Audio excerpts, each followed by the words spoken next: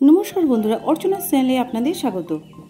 बंधुरा आज के आपनादेर सामने आमि निये एसेछि नारकेली छोला कचु। बंधुरा आमि एई नारकेली छोला कचु किभाबे बानालाम ता आपनादेर देखाच्छि। प्रथमे छोला कचुटाके भालोभाबे आँच छाड़िये धुए निये आसा हयेछे। एरपरे गरम जले एकटु नुन ओ लेबुर रस दिये भापिये निচ্ছি जाते ना चुलकाय। यदिओ बा चुलकाय सेटा चुलकाबे ना।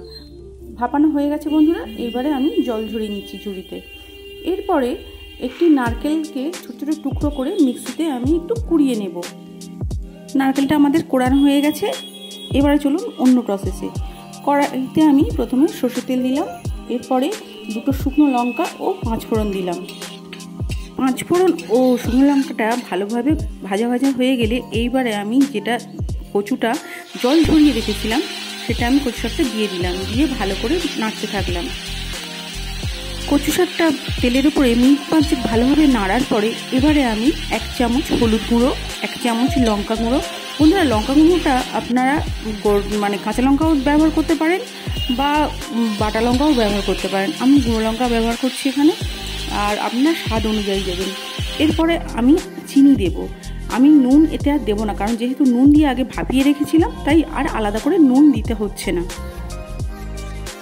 লঙ্কা হলুদ দেওয়ার পরে আরও মিনিট 10 আমি ভেজে নেব। এরপরে পুরানো নারকেলটা আমি দিয়ে দেব, দিয়ে আবারও আমি মিনিট 10 ভালো করে নাড়িয়ে চাড়িয়ে কষাতে থাকবো। কচু শাকটা আমি ততক্ষণই কষাবো বা নাড়তে থাকবো যতক্ষণ না পর্যন্ত কচু শাক থেকে সমস্ত জলগুলো মরে যায়। এতে করে খেতে খুব সুন্দর লাগবে। চিনি একটু কম ছিল বন্ধুরা, আবারও আমি একটু কিছুটা চিনি দিয়ে দিলাম, দিয়ে আবারও আমি কষাতে থাকলাম।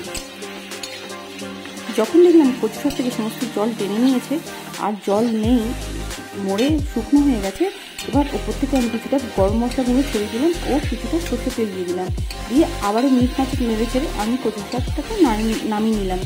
বন্ধুরা আমার তৈরি হয়ে গেল নারকেলি কচু শাক। আর ওপর থেকে বন্ধুরা আমি এক চামচ লেবুর রস দিয়ে দিয়েছিলাম যাতে করে খেতে আরও ভালো লাগে।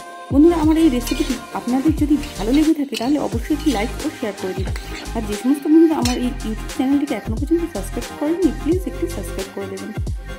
আজকের মতো আমার ভিডিওটি তাহলে আমি এখানেই শেষ করছি। আবার দেখা হবে নতুন কোনো ভিডিওতে। নমস্কার বন্ধুরা, ভালো থাকবেন।